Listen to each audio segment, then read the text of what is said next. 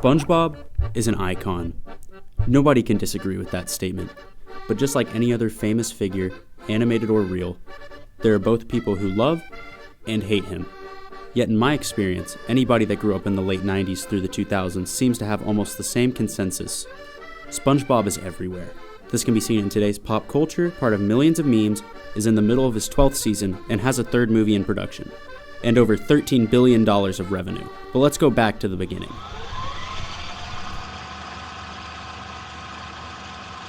It all began with a marine biologist named Steven Hillenburg, who had a passion for both marine life and animation.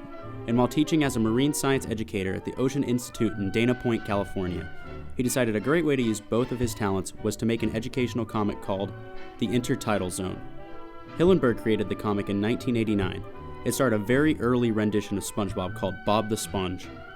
This design of the character saw him looking much more realistic and had sunglasses, which does not at all resemble the Sponge we know and love today. This comic caught the attention of Martin Olson, who famously played the Chief in Mermaid Man and Barnacle Boy 5. But at this point in time, in 1994, he was a writer for the show Rocko's Modern Life. He gave Hillenburg the idea to turn the comic into a cartoon, which was originally called Sponge Boy Ahoy. This later turned into the show that is airing on TV today. I'm not kidding. On the day of writing this, 13 episodes are airing today. That is 6.5 hours of a 20-year-old show. SpongeBob SquarePants, only on the best place to turn for new tunes, your Nickelodeon. Oh boy, now's my chance. SpongeBob SquarePants is coming in July. Be there and be square. I'm ready. SpongeBob SquarePants. The show first premiered on May 1st, 1999, and was met with good first impressions, but was nowhere near as popular as it would get in the upcoming seasons. The rest of the season gained consistently good reviews and caused the show to rise in popularity. But the show was playing second fiddle to the Rugrats, until SpongeBob SquarePants, second season. Season 2 is where the show really started to pick up steam. The season premiered with the episode Your Shoes Untied. The whole season was great. The reviews just kept coming in, and ratings just kept going up. I think it's probably the character design that I feel is like one of the best parts of SpongeBob. I think that can sort of be partly attributed to Steve Hillenburg. I think it's just like the characters are so distinct. And finally overtook the Rugrats in popularity, which was a very big occasion for Nickelodeon, because it had the two biggest children's shows at the time on their channel. Seasons 2 and 3 are regarded as the best seasons in the show's 20-year run. If you ask almost any person what their favorite episode is, it is almost always an episode from the first 3 seasons. That is because, compared to the other shows airing during this Nickelodeon golden age, it provided a good contrast. And their personalities are so distinct as well and creative, like a scientific squirrel that lives under the ocean and stuff like that, or like a greedy crab. I think that once you have, the characters and the world are already created, they did a really good job of, coming up with fun, wacky little adventures to put those characters in. I think characters are the best part of SpongeBob.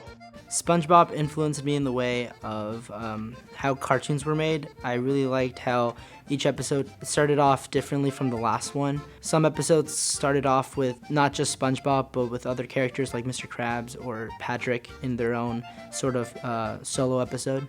Along with a great group of characters, resulted in a show that stood out from the rest. But the main thing that makes this show so universal is the character dynamic between SpongeBob and Squidward. At first it seems skin deep, just a fun-loving sponge and a buzzkill squid. But as the show went on, it started to blossom into one of the best character dynamics of all time. Squidward was the grown-up and defeated artist that hated everyday life and lives the same old, and SpongeBob was the fun-loving, happy-go-lucky child that indirectly makes Squidward's life more interesting without him even noticing. This dynamic is what made people continue to like it to this day. All the kids that watched it when it was new were SpongeBob, and they have evolved into Squidward, giving them a whole new experience watching the show. But now comes the big stuff.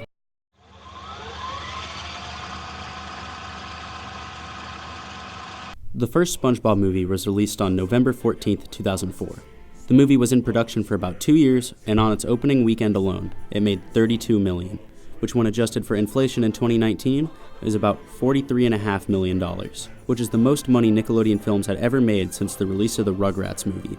The movie was planned to be the end of the series, which is why the movie has such crazy concepts like having the Krusty Krab 2, or Plankton taking over the entire town with remote control buckets on the fishes' heads. But even though Hillenburg wanted it to end, Viacom had other ideas, considering that SpongeBob made up about 30% of Viacom's total revenue. So with production on season 4 about to start, Hillenburg left the show. The release of the movie resulted in an explosion of SpongeBob merchandise and promotions such as toys, cereal, stuffed animals, a Toyota Highlander, commercials, mac and cheese, and plenty of other things not mentioned. To put things into perspective, the first movie grossed $140 million in all-time earnings. The 2015 movie, SpongeBob Sponge Out of Water, made over $325.1 million worldwide in only 4 years of being released.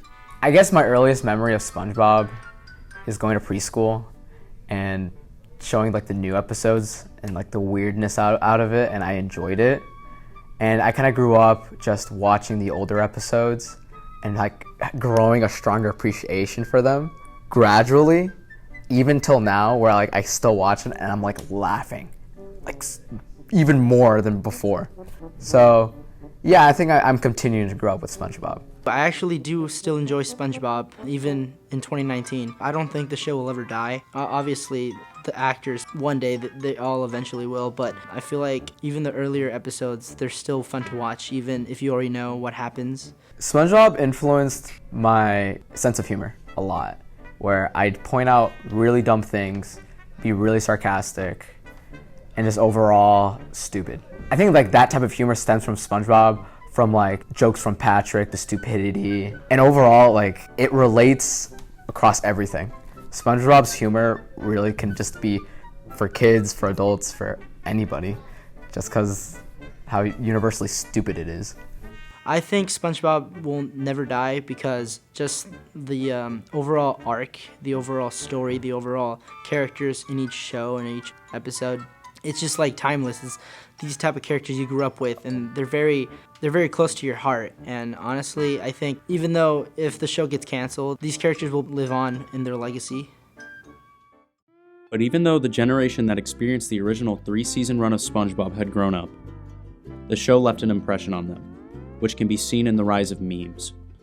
The definition of a meme is an element of a culture or system of behavior that may be considered to be passed from one individual to another by non-genetic means, especially imitation, which in this case, the culture is being shared by the spreading of a humorous image, video, piece of text, etc. that is copied, often with slight variations, and spread rapidly by internet users. When it comes to the internet, SpongeBob could be considered the ruler. Some examples of SpongeBob meme formats are Imagination, I'm a Head Out, Handsome Squidward, SpongeGar, Surprised Patrick, and many, many more. And the forming of the internet's meme culture has extended the life of the show immensely. I think the new memes that we see in SpongeBob are keeping it alive because each meme is so closely relevant to society. The show that entertained and brought joy to a generation is now giving us common ground in a world that feels as if it is becoming more and more divided. Virginia. This is where violent clashes have broken out between white nationalists and counter-protests there. This porous yellow sea sponge has somehow managed to captivate an entire generation and allow them to express themselves. It's honestly my favorite things about SpongeBob is seeing it in my own work and seeing it like as another expression of myself. And of course, these memes aren't just to make jokes about the show. It gives the internet a tool to share political issues and other problems in our society, whether it be the price of college or the housing market or bringing light to male depression. These are all becoming known issues due to the creation and spreading of memes. And most humor from SpongeBob fits the meme humor standard, which is short, sweet, and out of left field. It's such quality SpongeBob, the earlier seasons. The new ones, no, but when you rewatch the early stuff, it's so dense with jokes where it's after each one, it's just another setup, another punchline. The one I was just watching was Flying Pants, and he had to change the light bulb at the lighthouse, and he's like, "Oh, Old Man Jenkins, he can't see." And right when he changes it, Old Man Jenkins does the most comedic flip around like the lighthouse, and then right after he hits a rock. It's so stupid, but the pacing and everything about it just hits, and it's so comedic. It's the beauty of the animation to it, of the writing. It all comes together to kind of make something too good.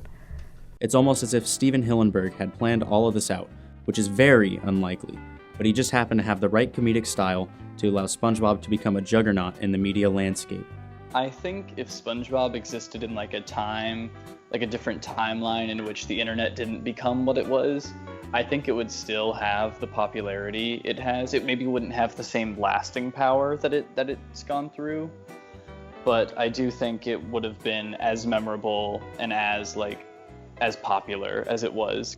Definitely you can see like in memes, which I do think are a bit of a cultural indicator, at least for like millennials and Generation Z, which is like what we are. You can definitely see how frequently people will like use an image from SpongeBob or use a line from SpongeBob in like a certain voice, and everybody, like a lot of people, because so many of us grew up watching the show, everyone will like remember those images, like those stills from SpongeBob, or remember those lines, and I guess has given us all sort of like a generational bond, I would say.